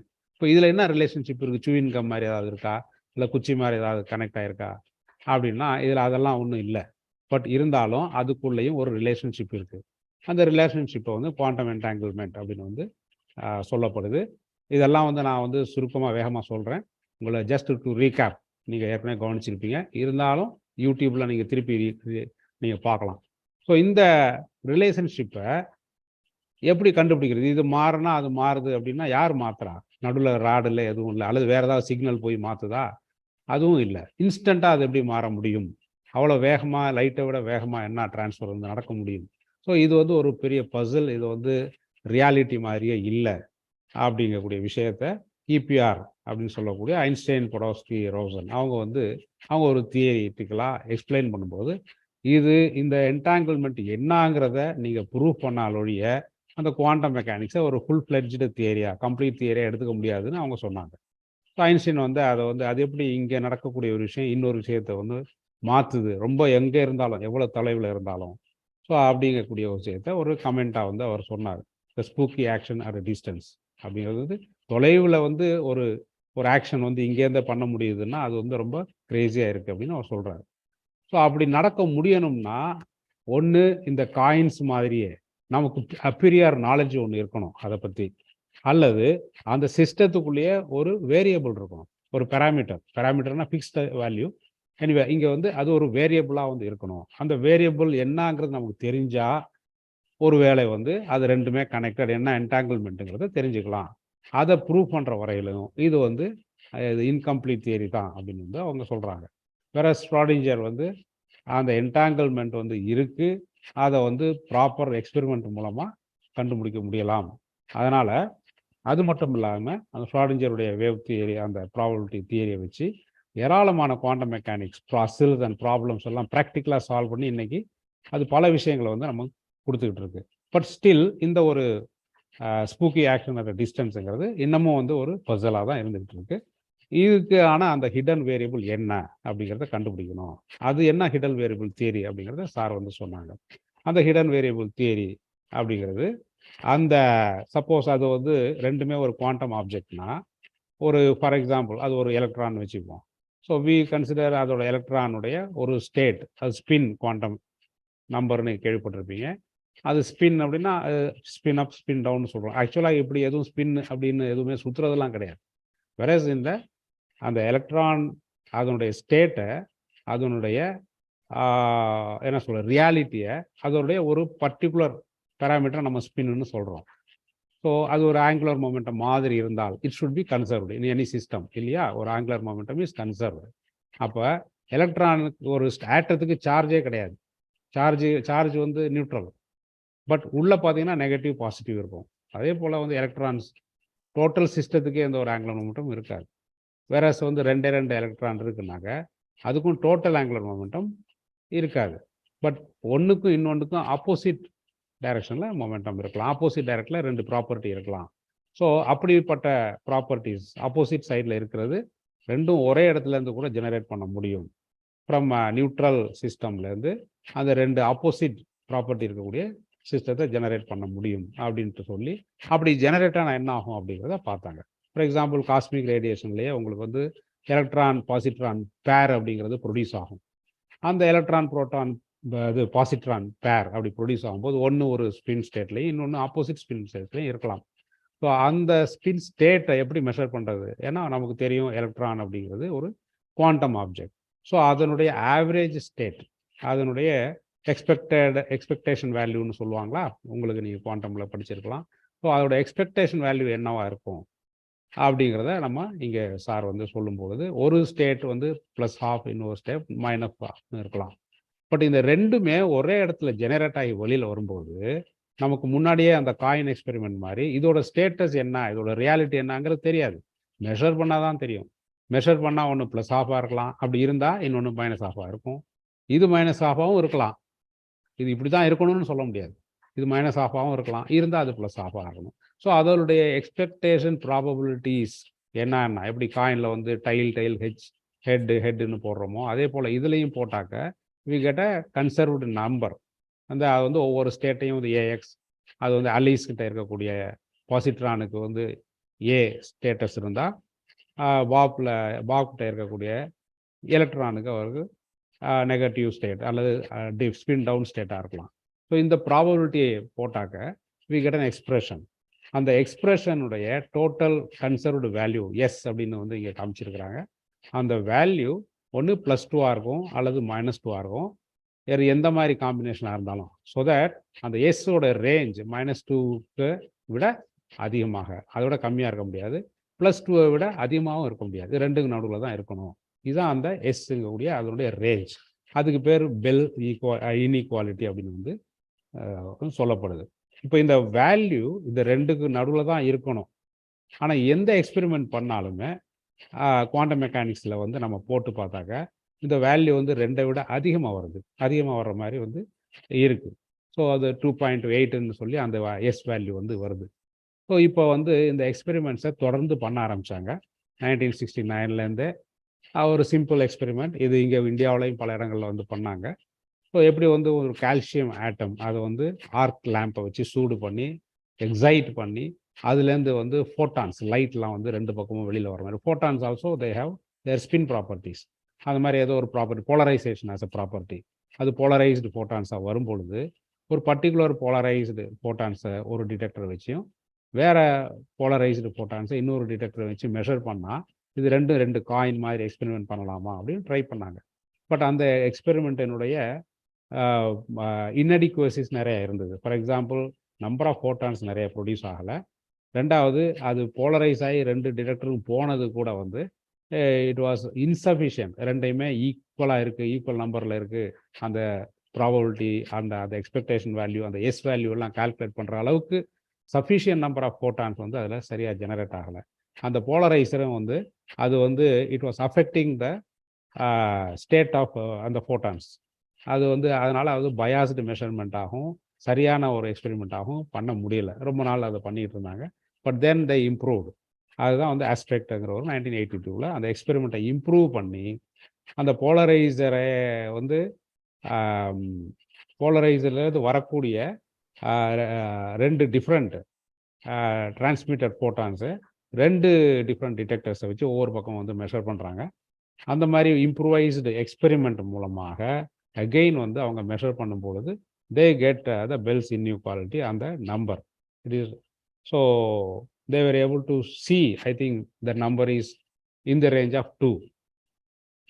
So experimentally now it is proved that we will be able to find out the status of another photon if we measure the particular photon.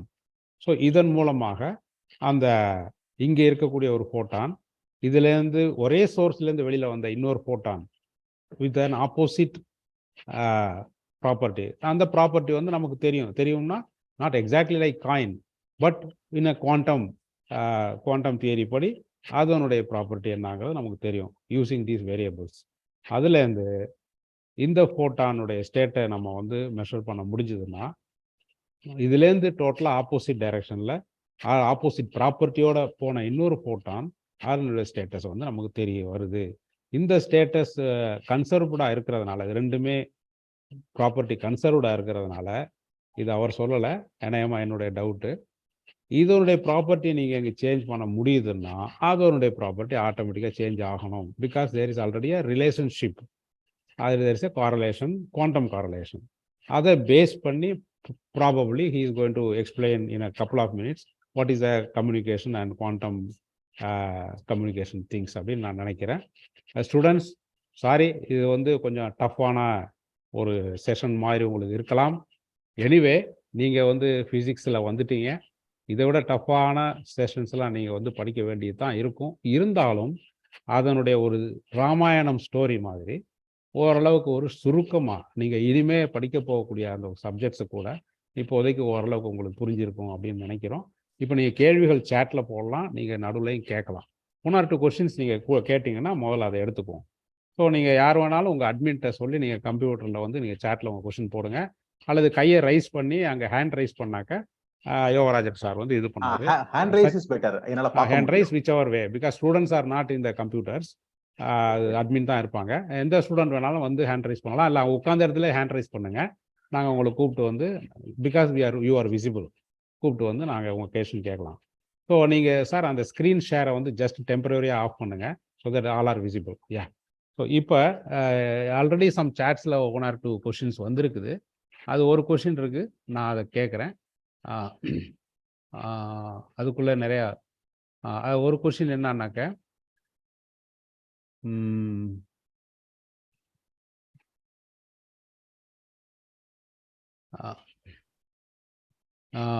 அந்த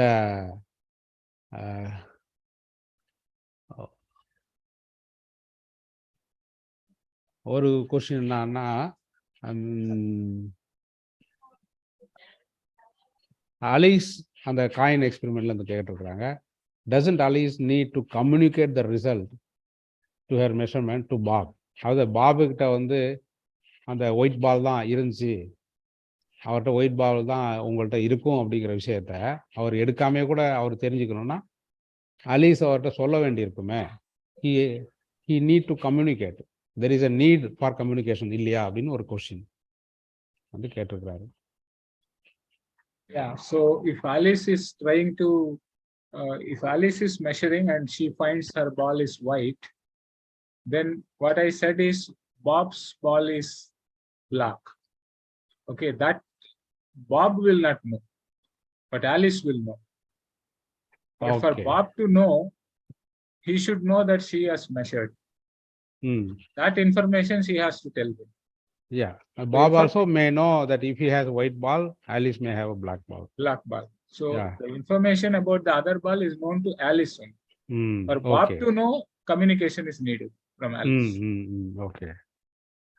Okay. So any questions from YouTube or any student want to ஒரு ask நிமிஷம், நான் questions? வந்து இப்போ வந்து ஆக்சுவலா அவங்க unmute பண்றதுக்கு பெர்மிஷன் கொடுத்திருக்கேன். கொடுங்க. Anybody can unmute and raise the question. Straight away கேட்கலாம் ப்ரொஃபசர். Okay. Meanwhile, YouTubeல some chats இருக்கு. அதையும் பார்ப்போம்.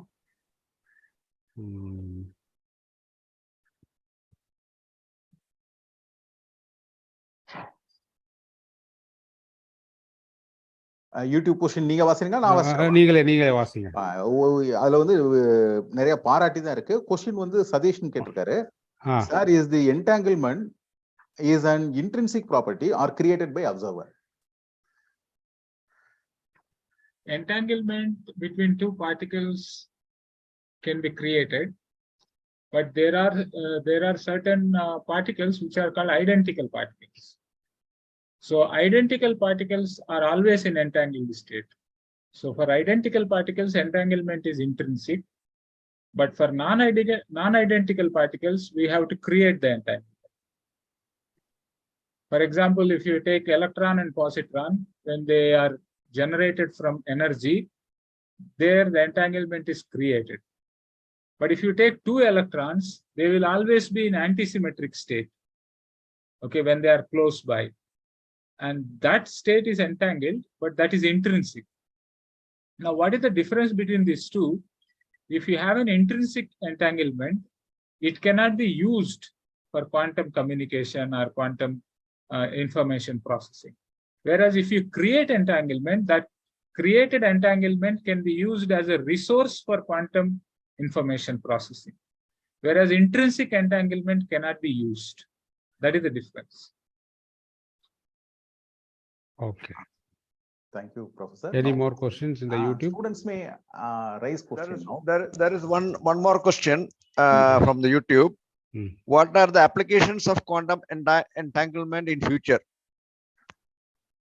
Yeah, so right now, quantum entanglement over the last 20-30 years, if you see, it is used in one of the major application is quantum teleportation. That means you can transfer the information from one place to a distant place without actually transferring any physical system. Suppose I have a photon here, it has some state. Now at a distant, at a long distance, there's another person who has a photon. But if his photon and my photon are entangled, then I can transfer the state of this unknown state of this photon to that photon without actually transferring the photon. Now this is very important because if you are transferring a photon through some optical fiber or something, there are losses. Now these losses will not be there if you can teleport, right? There is no loss, information is transferred. Now if the information has to be carried by a physical system like a photon or a spin of particle, then there will be a lot of losses. There will be scattering, there will be absorption losses and so on. But if you teleport, there is no loss. But this is not completely true because you have, before you do this teleportation, you have to also create an entanglement between these two distant observers, right? So that itself has its own problems. Like because you first create, let's say, a particle, two particles with entanglement, and one of the particle you have to transport it to the other fellow. In that process, the entanglement will suffer and the correlations will get degraded. But still, if you have some correlation, then you can teleport this system. So teleportation is one very important example. The other thing is this kind of cryptography. You can also make something called a quantum key between two observers, And this key is such that you can encode your message and the other person can decode. And anyone who in between who is trying to steal your message will not get anything. The key is only between you people. Suppose if he is trying to steal the key, then you will come to know, because any small intervention into the quantum system is actually disturbing the system. So the thief or the stealer cannot go unnoticed. So if you know that somebody is attempting to steal, you can actually abandon that key and start generating a new key. And you can do this till you get a safe and secure key. And once you have a secure key, you can transfer information in a secret way. This is called cryptography.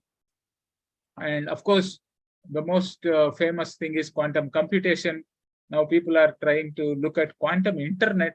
So if you have a quantum internet where you can communicate things in large quantities in short times and things like that, but these are not at the level of application at this moment. They are only at the level of theory and proof of concept experiments. But in future, these are all will become reality. Okay, any more questions? I think the only important questions we may read. Already it is 1:45. Many students are to go for lunch. So any other important question is there? Anybody wants to ask question online from KSR College? If any questions from Orlando College? If okay.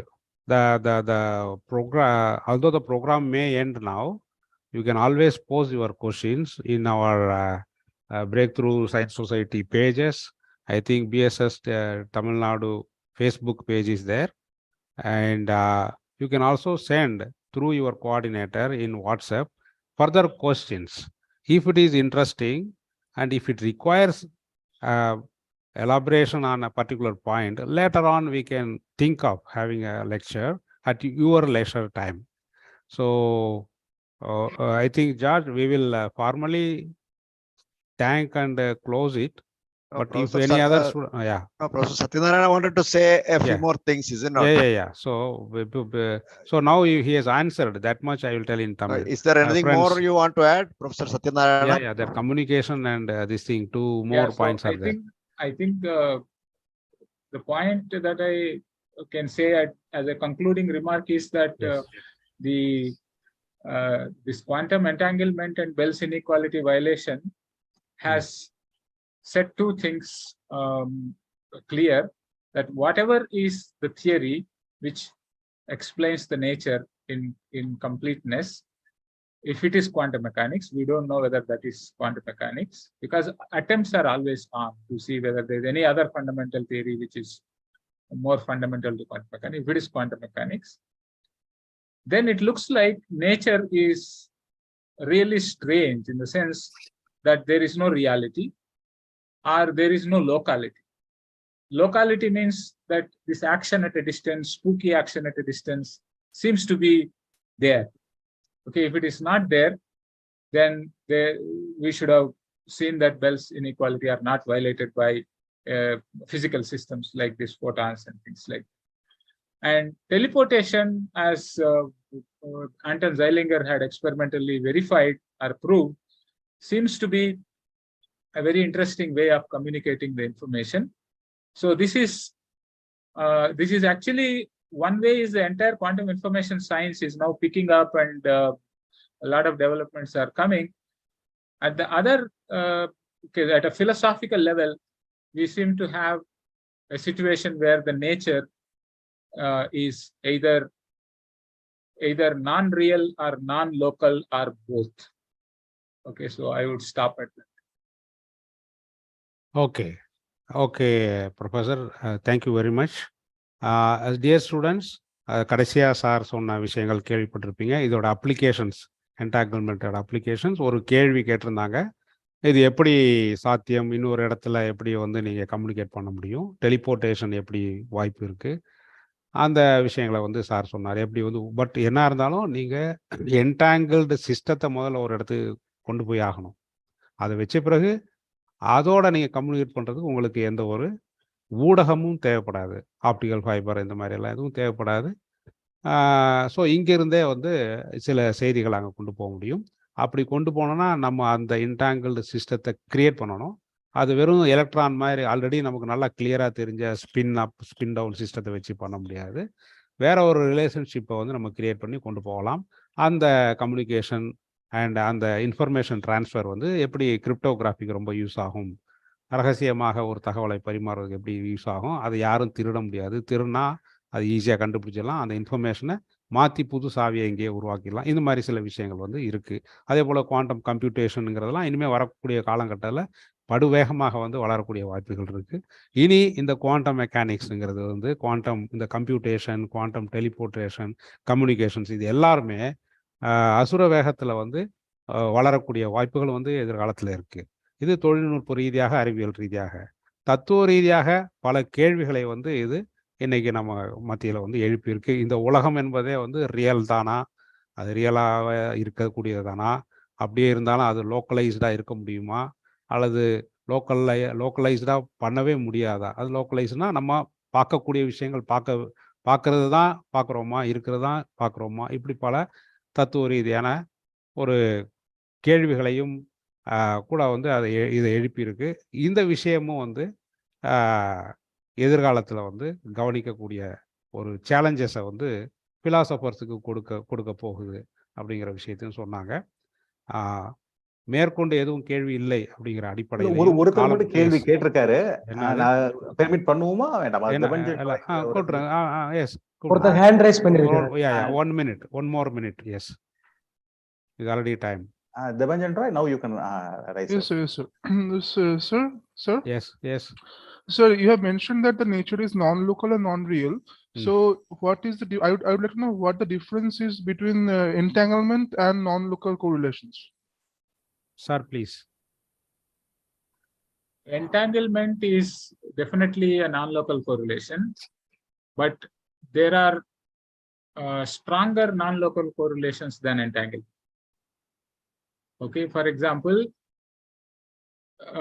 if you want to teleport a particular state, let's say you want to teleport a qubit state, then you have to use an entangled state.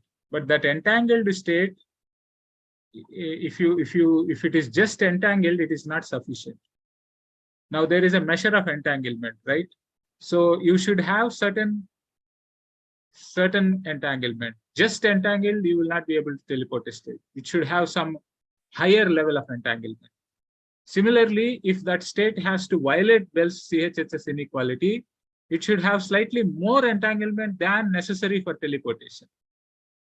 Okay, so like that, if you say that it should have some non-admittance of local hidden variable description, then it should have even more entanglement. So the correlations have some kind of a hierarchy in terms of this. Okay, so this was shown by one of my student and myself in 2016, that there is a hierarchy of correlations in this entanglement. So if you want, you can check this paper in quantum information processing in 2016. So where we have shown that there is a hierarchy of entanglement, and this hierarchy of non-local correlations, where being entangled is just the smallest non-local correlation, but there are stronger correlations than that. Okay, sir. Thank you. Okay, Roy, and I think we should close, but it is only this particular session is closed.